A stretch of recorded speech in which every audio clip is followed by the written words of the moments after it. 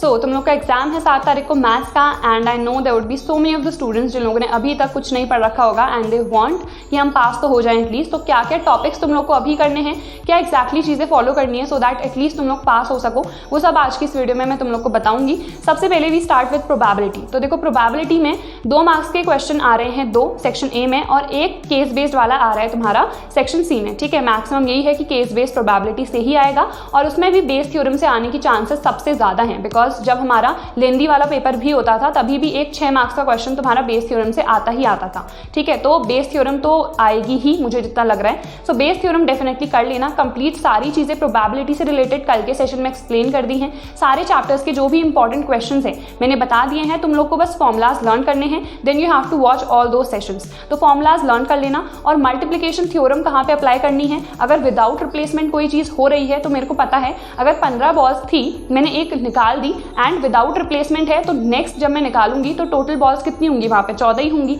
तो इस तरह के क्वेश्चंस काफ़ी सिंपल से हैं, वो कर लेना। 2 मार्क्स में आ रहे हैं ये विदाउट रिप्लेसमेंट वाले। और कार्ड्स वाले क्वेश्चन की एग्जैक्टली कितने जैक्स होते हैं, एस कितने होंगे, रेड कार्ड्स कितने हैं, ब्लैक कार्ड्स कितने हैं, ये सारी चीज़ें जो बेसिक्स ही हैं, जो ऑलरेडी वैसे 9th 10th 11th में तुम लोगों ने करी होंगी, वो चीज़ें देख लेना। Then conditional probability, P A by B अगर मैंने लिख रखा है तो पी बी नीचे आएगा, ऊपर P A intersection B. But यहाँ पे पी ए बाय बी का मतलब क्या है कि बी वाला जो भी है ना, नीचे जो इवेंट आ रहा है वो हमें ऑलरेडी गिवन है। वहाँ पे क्वेश्चन में कई बार मेंशन किया रहता है कि given that this condition has already occurred, या फिर क्वेश्चन का जो भी क्वेश्चन लिखा होगा उसे समझने का ट्राई करो। मोस्टली हमें पता चल जाता है उसकी लैंग्वेज, और इस टाइप के क्वेश्चंस मैंने प्रैक्टिस ऑलरेडी करवा रखे हैं कि गिवन दैट मेरे को कब कंसिडर करना है। तो वो सेशंस तुम लोग देख लेना सारे ही 1.5x या फिर 2x स्पीड में, तुम लोग को पता चल जाएगा एग्जैक्टली मेरे को किस तरह से क्वेश्चंस करने हैं। देन इसके बाद AOI that is application of integrals की अगर मैं बात करूं, सबसे सिंपल क्वेश्चन है और सबसे कम इसकी वेटेज है। 4 मार्क्स का एक क्वेश्चन आएगा तुम्हारा सेक्शन सी में, और बिकॉज जो एरिया बिटवीन द कर्व्स के हाई लेवल क्वेश्चंस थे वो तुम लोग के सिलेबस में ऑलरेडी है ही नहीं, so you don't have to worry. तुम लोग को बस क्या करना है, सर्कल की इक्वेशन कैसे पहचानना है वो पता होना चाहिए। पैराबोला y² = 4ax है अगर, तो ये कहाँ को बनेगा, x एक्सिस के टुवर्ड्स। x² = 4ay है तो वो कहाँ को बनेगा, y एक्सिस के टुवर्ड्स। तो ये सारी बेसिक सी चीजें आनी चाहिए। अगर तुम लोगों ने ग्राफ प्लॉट कर लिया तो मुझे कहाँ पे वर्टिकल स्टेप्स लेनी है, कहाँ पे हॉरिजॉन्टल लेनी है वो देख लो। ठीक है, इफ यू पीपल वांट कि एग्जैक्टली ऐसे समझ में नहीं आ रहा है, you want me to take a complete session जिसमें जितने भी मैं टॉपिक्स तुम लोग को बता रही हूँ, सो दैट तुम लोग वहाँ से एक ही वीडियो में सारी चीजें कर सको। So do let me know, मैं एक कंप्लीट सेशन ले लूंगी जिसमें सारे ही चैप्टर के जितने इंपॉर्टेंट क्वेश्चन हैं खुद सॉल्व करवाऊंगी और बेसिक अप्रोच जो होता है वो भी बताऊंगी। So do let me know अगर ऐसा कोई सेशन चाहिए है। फिलहाल के लिए मैं तुम लोग को बता देती हूँ कि AOI में इस तरह से करना है। ठीक है, देन आता है डिफरेंशियल इक्वेशन। तो इसमें से तुम्हारा 5 मार्क्स का आ रहा है, 2 मार्क्स का सेक्शन ए में और 3 मार्क्स का सेक्शन बी में। ठीक है, तो इसमें क्या करना है, बहुत ही सिंपल सा चैप्टर है ये। सबसे पहले वेरिएबल सेपरेशन, dx जहाँ पे भी लिखा हुआ है वहाँ पे x वाले टर्म्स भेज दो, dy जहाँ पे भी लिखा है y वाले टर्म्स उधर पे भेज दो, दोनों साइड इंटीग्रेट कर दो, हो जाएगा। ठीक है, सेकंड टाइप के किस टाइप के क्वेश्चंस आ रहे हैं, ऑर्डर डिग्री कैलकुलेट करना पता होना चाहिए। ऑर्डर क्या होता है, डिग्री क्या होता है। ऑर्डर जो हाईएस्ट डेरिवेटिव आएगा उस हाईएस्ट डेरिवेटिव की जो भी पावर होगी वो डिग्री होगी। देन उसके बाद होमोजेनस पहचानना सबसे आसान होता है, x² + y² / xy। इस टाइप का अगर लिखा है ना, मतलब ऊपर भी पावर कितनी है, देखो टोटल 2 है, नीचे भी कितनी है 2 है, तो which means this is homogeneous. अगर x³ + y² हो जाता तो तुम्हें क्लियरली दिख रहा है ऊपर पावर सेम नहीं है, सो विच मीन्स ये होमोजेनस नहीं होगा। ठीक है, फिर आता है हमारे पास linear differential equation. This is also very simple, dy/dx + py = q के फॉर्म में अगर है तो वो एक लीनियर डिफरेंशियल इक्वेशन है। पहचानेंगे कैसे, अगर वो सेपरेट हो जा रहा है तो सबसे पहला method which is the variable separation. अगर वो ऐसे फॉर्म में है कि x² + y² / xy, which means जो x है और y है दोनों मल्टीप्लिकेशन में है, तो तुम वो वेरिएबल सेपरेशन से सॉल्व नहीं कर सकते हो, तो विच मीन्स यहाँ पे होमोजेनस वाला लगेगा।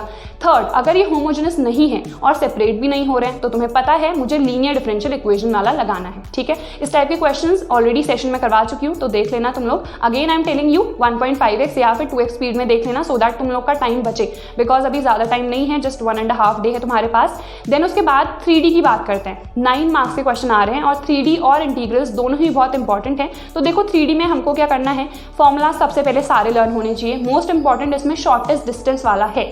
शॉर्टेस्ट डिस्टेंस के क्वेश्चन मुझे बहुत सारे मिले हैं सैम्पल पेपर्स में भी और प्रीवियस ईयर क्वेश्चन पेपर्स में भी। शॉर्टेस्ट डिस्टेंस का फॉर्मूला भी ना सबसे आसान है, कार्टेशियन में हो चाहे वेक्टर में। अगर कार्टेशियन में गिवन है उसको वेक्टर में कन्वर्ट करो, फिर शॉर्टेस्ट डिस्टेंस निकाल लो, और अगर वेक्टर में है तब तो बहुत ही ज़्यादा सिंपल हो जाता है। तो शॉर्टेस्ट डिस्टेंस वाला कर लेना। इसके साथ साथ जो तुम्हारे फुट वाले क्वेश्चन है, फुट में भी 3 टाइप के हैं, सेशन में ऑलरेडी बता चुकी हूँ, तो तीनों टाइप के कर लेना। देन जो हमारे डायरेक्शन रेशियोज, जो डायरेक्शन कोसाइन से रिलेटेड क्वेश्चन है वो भी बहुत आते हैं, सो उस टाइप के क्वेश्चंस भी तुम लोग प्रैक्टिस कर सकते हो। बाकी सारे जो भी इंपॉर्टेंट क्वेश्चंस हैं ऑलरेडी सेशन में मैंने तुम लोग को करा रखे हैं। देन इंटीग्रेशन, अगेन इसमें से 9 मार्क्स के क्वेश्चन आ रहे हैं। अगर तुम लोग सोच रहे हो कि इंटीग्रेशन इतना बड़ा चैप्टर है हम छोड़ के चले जाते हैं, नहीं, ऐसा नहीं करना है। अगर इंटीग्रेशन नहीं करोगे, एप्लीकेशन ऑफ इंटीग्रेशन में थोड़ी बहुत डिफिकल्टी हो सकती है, बट वहाँ पे नॉर्मली फॉर्मूला लर्न कर दोगे तो हो जाएगा, बट डिफरेंशियल इक्वेशन में तुम्हें डिफिकल्टी होगी, तो इसीलिए इंटीग्रेशन में क्या क्या चीजें करनी है वो मैं तुम लोग को बता देती हूँ। सबसे पहले partial fraction, one of the most important topic. जैसे अगर इंटीग्रेशन 1/x+1 इंटू x+2 है, मेरे को पता है इसको किस फॉर्म में लिखना है, a/x+1 प्लस b/x+2, ठीक है। बट अगर ये question integration 1/x²+1 into x+2 के फॉर्म में हो जाए, उस केस में उसे मैं सिर्फ a/x²+1 के फॉर्म में नहीं लिख सकती हूँ, उसे ax+b के फॉर्म में मुझे लिखना पड़ेगा। तो ये जो बेसिक चीजें हैं पार्शियल फ्रैक्शन की वो देख लेना। सारे क्वेश्चन करने की जरूरत नहीं है, जो इंपॉर्टेंट क्वेश्चन है वो करना। और क्या है इंपॉर्टेंट क्वेश्चन, ऑलरेडी सेशन में करवा चुकी हूँ, तो उस टाइप के क्वेश्चन तुम लोग खुद से प्रैक्टिस कर सकते हो। सैम्पल पेपर सेशन भी मैंने लिए हैं, आज भी लूंगी, तो वो भी तुम लोग अटेंड कर सकते हो। देन इसके बाद नेक्स्ट हमारे पास आता है जो इंटीग्रेशन बाय पार्ट्स है। एक फॉर्मूला वहां पे लगता है, बस वो फॉर्मूला तुम्हें लर्न करना है। पहला फंक्शन किसको लूंगी, सेकंड किसको लूंगी, आयलेट रूल से तुम लोग को पता चल जाता है, या फिर कई लोग लियाट रूल भी फॉलो करते हैं, so depends upon you, but तुम लोग का आंसर आ जाएगा उससे, ठीक है। तो यहाँ पे फॉर्मूला को तुम लोग को बार बार रिवाइज करना पड़ेगा, बिकॉज कई बार हम लोग भूल जाते हैं। थर्ड, डेफिनेट इंटीग्रेशन में जो P4 है, विच इज द प्रॉपर्टी 4, उससे रिलेटेड क्वेश्चंस बहुत सारे आते हैं। तो प्रॉपर्टी 4 तुम लोग को पता होनी चाहिए कि इंटीग्रेशन 0 से a f(x) कोई भी फंक्शन अगर है तो उसको मैं इंटीग्रेशन 0 से a f a-x के फॉर्म में लिख सकती हूँ। तो इससे रिलेटेड भी क्वेश्चंस मैंने ऑलरेडी तुम लोग को प्रैक्टिस करवा रखे हैं। देन हमारे पास लास्ट आता है वेक्टर।